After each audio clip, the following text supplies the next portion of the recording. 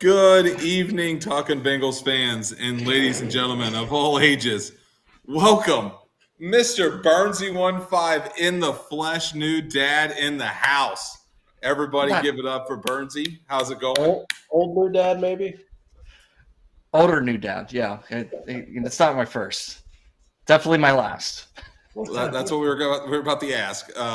Anyways, keeping it real podcast tonight. We're talking about the Bengals against the Ravens, kind of recapping there, as well as Ravens. Oh, come on. 30 seconds in, Nicholas. restart that one. We'll snip that out. Just kidding. We're doing it live. It's staying in. We are recapping the Bengals game this past week, and then we are going to talk about the Bengals Steelers week. Thursday night football coming up. A lot to talk about. Casey, what do you got? This is why we don't let Nick do the intro. I'm just going to go ahead and put out there. He was great until he couldn't stick the landing. Didn't pick the team we played or the team we're getting ready to play. I mean, It reminds me of? It reminds me of Tommy Boy. He's just, yeah. Oh my god! Oh my gosh. I'm be honest with you guys. I'm drawing a blank on who we played this past week. I was just so flustered that we didn't score a single point the first half. That was Like, frustrating. how do you don't even score you don't even get a field goal 3 points I'll be honest, in the first half against the Packers. 3 weeks.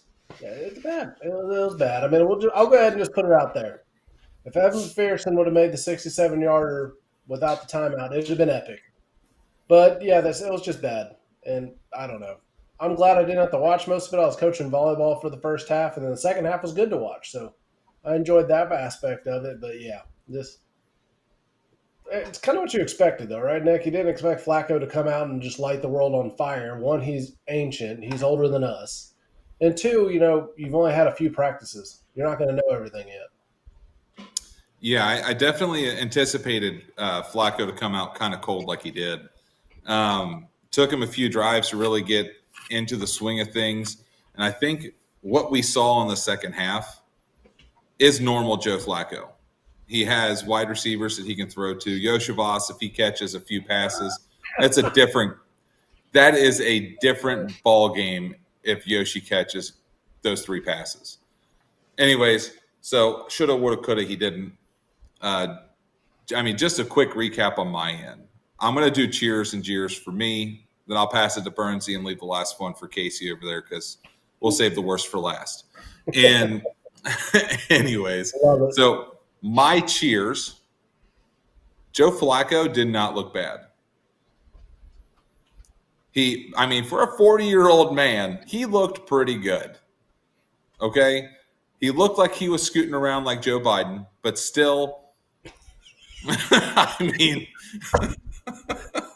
Maybe we are going to sponsor for what I recommended earlier. We're just going everywhere. We're doing it. We're just throwing it to the wind at this point. Might as well have gotten him a walker out there, but he was able to throw the ball to our receivers, right? Whether or not they caught it or not, everybody had a little bit of the yips, but Joe Flacco definitely still has it. And there's a reason why in his presser before the game was talking about, 40 years old, still playing because he feels like he can still contribute. I definitely agree that he can still contribute. Now, jeers. I'm taking it first because I want to be the guy who talks about CTB. Bench that guy. He can't cover anybody. I have a feeling that I could go out there and run around and still catch the ball against him. Yeah. What is he doing? What is he doing on the field? Like, you have someone who's that much of a liability on the field. If I'm the other team, I'm just going to throw to who he's covering. I don't even care if it's wide receiver 7. Anyways, CTB, just bench him. Bench him. Pick up one of the rookies from the practice squad and put him out there. He's not going to do any worse. Burnsy, what do you got? Well, it's funny that you said that CTB couldn't cover anybody because literally in the second half, the one player he was supposed to cover was open twice and cost us a drive.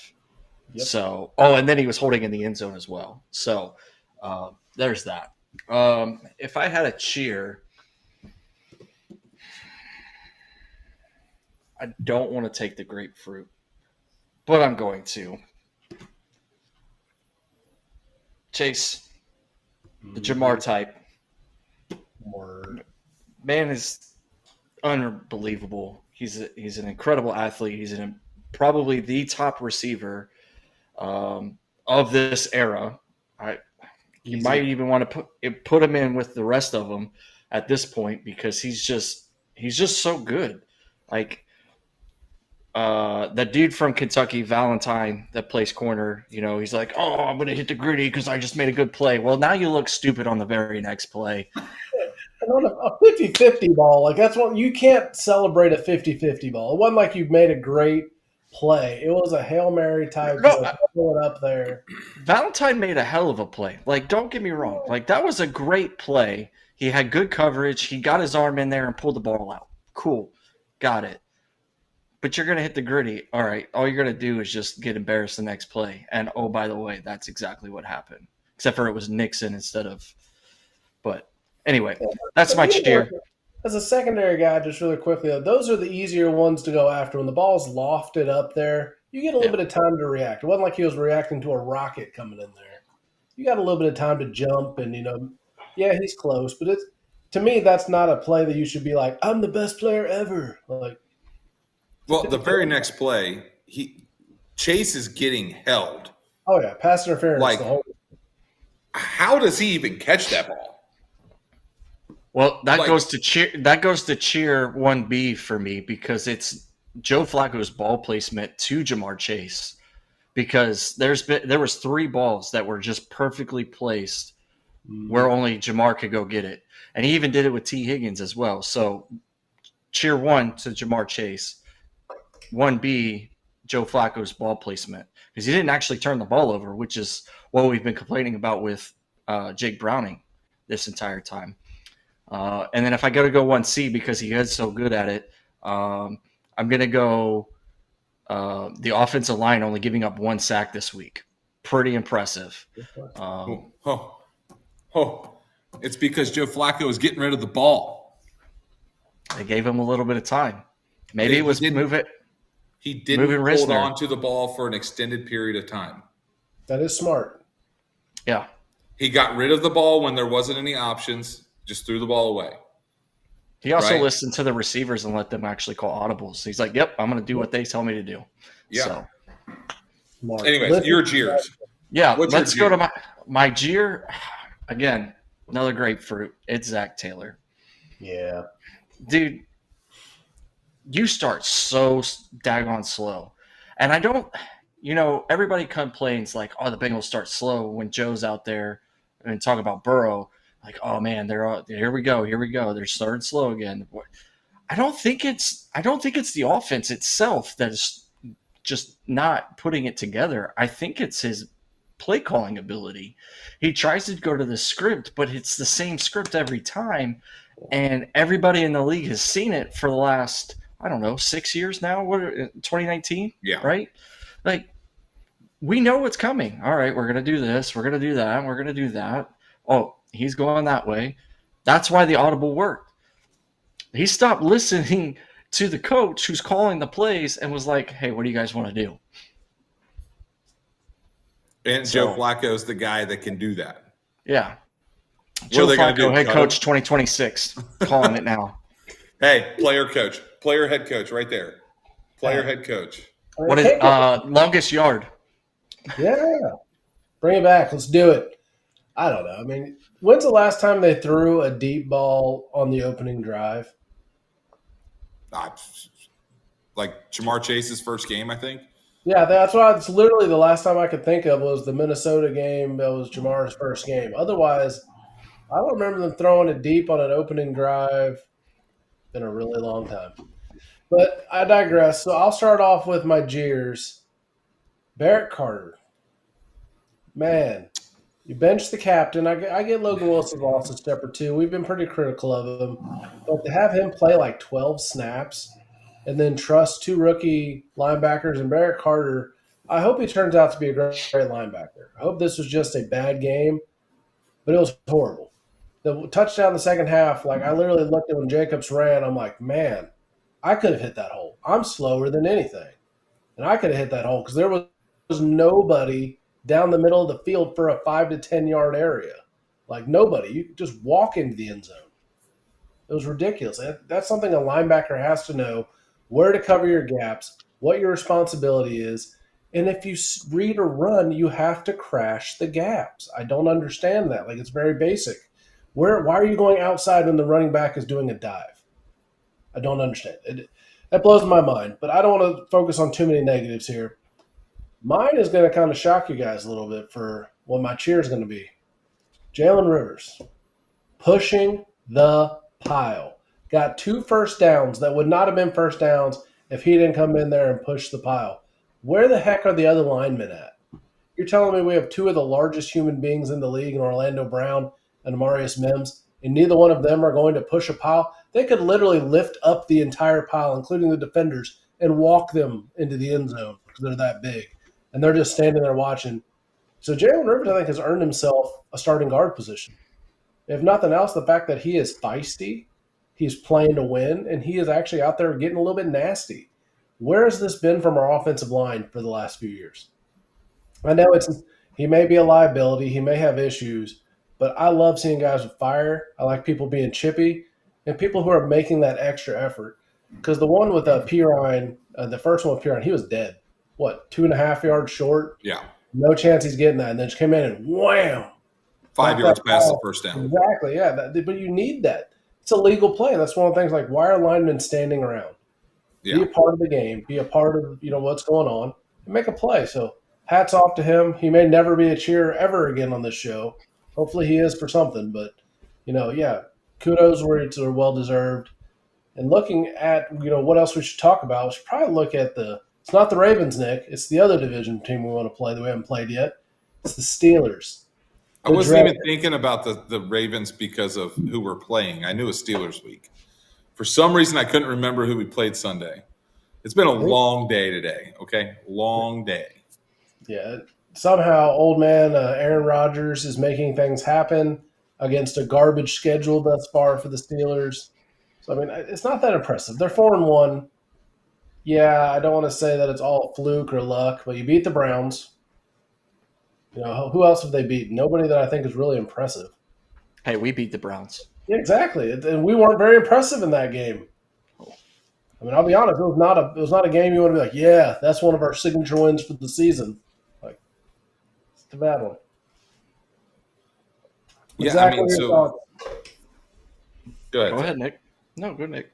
I was going to ask Casey. So, what are we leading into? What's the question? We're looking at the Steelers game. What are your thoughts on the Steelers? Just broadly, or are we talking about a specific topic? In this year, this exact Steelers team, you can take the defense. So defensively, I'm not impressed by them. I think that our offense should run all over them. Not like running the ball, but I would say, hey, we ran the ball against the Packers. May not be very successfully the whole time, but we ran the ball quite a bit. Right? We established a run game, which opened up the passing game, which is something we've been saying ever since Zach Taylor's been the head coach. Right? I mean, I think that as long as we continue to push the run and to allow ourselves to establish a run game, I think the passing game is wide open.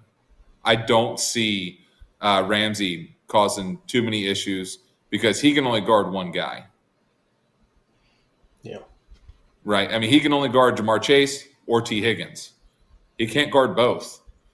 And T. Higgins is going to catch the ball over every defensive back that's in the league. I mean, he can high point better than anybody in the league. Well, isn't Ramsey like 1,000 years old now, too? I mean, he's getting up there. He's about our age.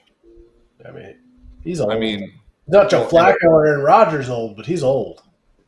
I mean, and really what we're coming down to is two of the better quarterbacks of our generation that's not named Tom Brady playing against each other, probably in their final seasons. I mean, let's just be honest. How many quarterbacks have we seen that play past 40 other than Tom Brady and Brett Favre? Drew Brees. Yeah, Drew Brees. Okay, so 3. But Right? I will say that is a very nice way to describe Joe Flacco. And he's on our team, so I don't want to put him down. But that's a very nice way to describe him. I would say in the top half of the quarterbacks of the people we've seen grew up with, yeah, sure, I'll buy that. But him and Aaron Rodgers in the prime are not a comparable. But Joe Flacco has Super Bowls or a Super Bowl, and Aaron Rodgers, what's he got? A Super Bowl? Mm-hmm. Yeah, the one, but statistically. Okay. Statistically. All right, sidebar here. Here we go. Statistically. Trent Dilfer has a Super Bowl. I just want to put that out there. Brad Johnson has a Super Bowl. Defense. I wish the Bengals would have had Ray Lewis and Terrell Suggs and Ed Reed. We probably could have won some Super Bowls too. I'm just saying, I hate the Ravens with a passion, but those are great defenses that literally won 2 Super Bowls. Yeah, Joe Flacco is the MVP. Good for him. Congratulations. Ray Lewis and the defense got the Ravens that Super Bowl. Yeah. Well, since it's Steelers week, if you talk about the 2008-2009 Steelers, they only have that Super Bowl because of their great defense. They had Drew Polamalu, James Harrison in his prime, Joey Porter. Never mind. Yeah, I would all of say those guys were on that defense. That offense wasn't that impressive. I mean, you had Ben Roethlisberger, but Santonio Holmes, he fizzled out after a couple of years. Hines, So, the dirtiest football player to ever be. See, I was going to say that they only won that Super Bowl because Kurt Warner doesn't know how to not throw an interception for a touchdown right before halftime. If he figured out how not to throw it directly to a Steeler, they lose that game. Yeah. So, anyways, yeah, salty, just a little bit salty. All right, we're going to go back to Bengals Steelers week. Yeah. So Nick had defense. I'm going to go whatever I feel like. I don't care. You do you. Yeah, man. So I think that as long as we get Joe Flacco going from the get-go, Nick alluded to it earlier, if we run the football, granted we ran it 16 times for 55 yards, by the way, last week. Not impressive. Not good enough stats. 3.4 yards a carry, and then only 5 first downs. So it's got to be more than 20 to 25 rushes. If you're going to mix in P. Ryan, that's fine. Let Chase Brown get out and loose. Move in with Taj Brooks. I think we talked about that last week. Yes. Let him get some reps and change the pace. He can get outside a little bit too. So I'm always about the run game. Like Nick said earlier, it opens up the passing game. Like he said last week, it's peanut butter and jelly, baby. Peanut butter and jelly. So yes. I love it, Bernsey. I listen. I love it, Bernsey. Peanut butter jelly time. Where you at? What I think, and this is my thoughts on it, is if TJ Watt is a little word I can't use and tries to mess with Joe Flacco like he always messed with Joe Burrow, Jalen Rivers, you could totally get another cheer if you just lay out TJ Watt after a play. I'll take the 15-yard penalty if you knock that man out of the game because he's a punk. Sorry. Like second most hated Steeler there. Like I don't like Watt. I think he's a punk.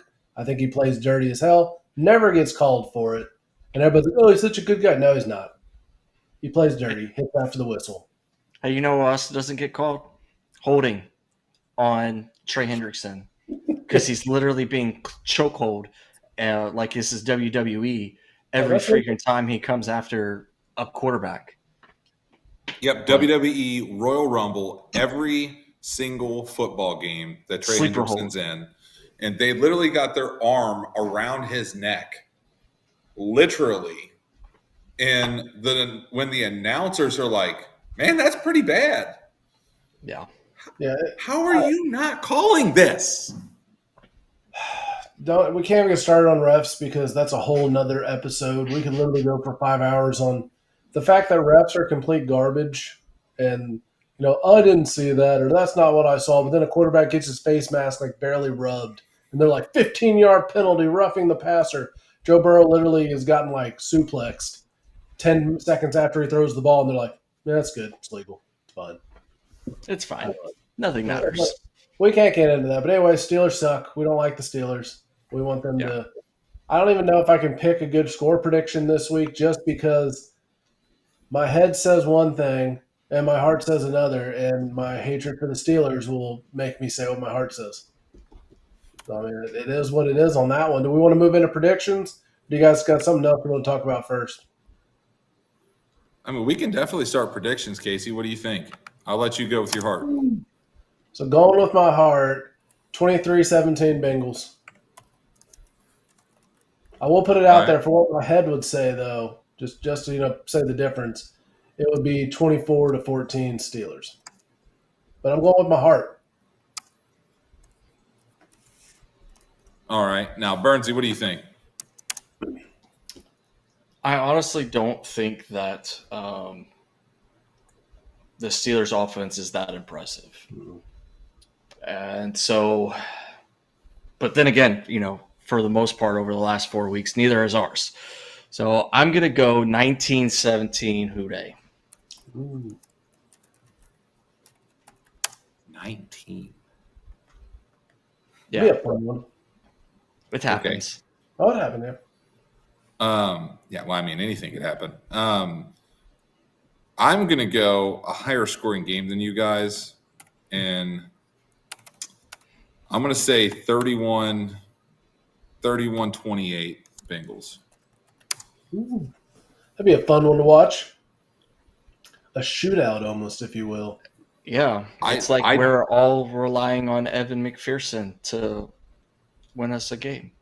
No, I don't think that the last score that puts us up to 31, I don't think that it's going to be then. I think that probably going to get a couple touchdowns in the first half. Going to come out first drive, kick a field goal in the second half, and then come down and drive. Joe Flacco is going to lead on a game-winning drive at the last couple minutes of the game. I like it. I mean, if nothing else, let's have an entertaining game. I want the Bengals to win. If we only win 2 games a season, I wish it's just the Steelers games because I despise that entire franchise. If you guys have not picked up on it over all these years, I hate the Steelers with a fiery passion that will never go away, ever. Almost as bad as the Tennessee-Alabama rivalry. Interesting. Wrong podcast, children. Wrong. Hey, while we're on that topic, I don't know this is a separate podcast, but what was our wager again? I forgot. I don't remember. I'm very bad with that. Okay, all right, cool. Because I didn't write it down, you didn't write it down, so it's null and void. That's all right. I do have a Tennessee football jersey for you to wear when we beat you, though. Oh, is that what it is? So yeah, if but you guys want to hear more about some amateur football talk, tune in to Talkin College Football, which this guy does not. Go Colonels. Woo! Hey, by the way, if you don't already follow us on all of our social media platforms, it's at Talkin_Bengals. The only G is Bernsey. Word. Don't add the G in there. Anyways, Casey, what's your final thoughts? My final thoughts today are let's just win a game. Let's make it interesting because if we don't win this week, we're back to who are we trading before the deadline? Who are they going to draft? How high up in the draft could they be? And that's just way too depressing. I don't want to get there in October. I may have to start watching college football if that happens because it's going to be too big of a void. And there's no real baseball on that I want to watch. I mean, maybe if the Mariners make it to the World Series, that'd be interesting. Mariners, Brewers, I'll watch. If the Dodgers make it, I will not because I hate the Dodgers. Amen. Except for you named our semi-pro baseball team the Dodgers. So you know why? Because that was the Northern Kentucky Dodgers. Got played for Dodgeland Dodgers. Calling out the OGs right there. If you remember Dodgeland on Mall Road, yeah. Yeah. Now you're showing our age, Casey. Now you're We showing our are. age. That's Before why he doesn't have champion hair night. anymore. And what is it, Harley Davidson dealership or something now? That's why all of my hair is gray now. Anyways, who day? Bernsey, what's your final thoughts, Bubba? Oh, I thought he was trying to close us out. I was like, wait a No, minute, hold I'm on. ending me by saying who day. Oh, okay. All right. Well, so my final thoughts, right?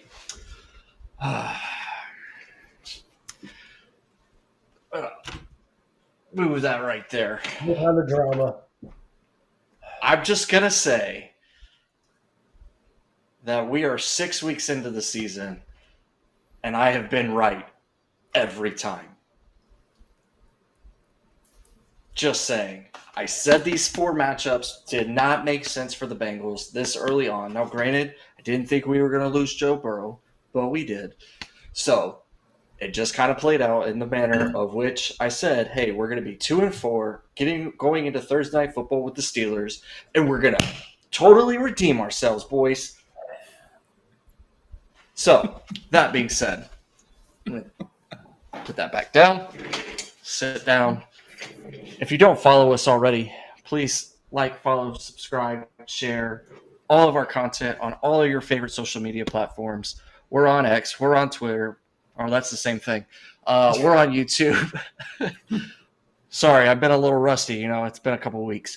TikTokies, Facebook, Instagram, Threads, you name it, we're there. If there's something I'm not on already, you just let me know in the comments, and I'll make us a platform. Yeah. I will say out there on the social medias real quick.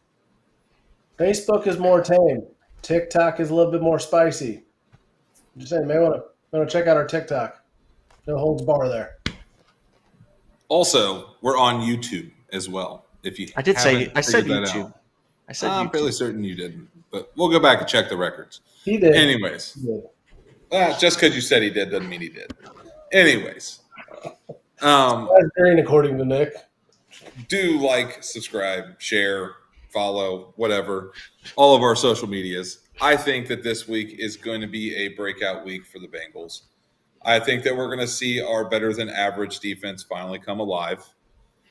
And I think that we're going to establish a run game early to open up the pass game because it works well for a Flacco offense.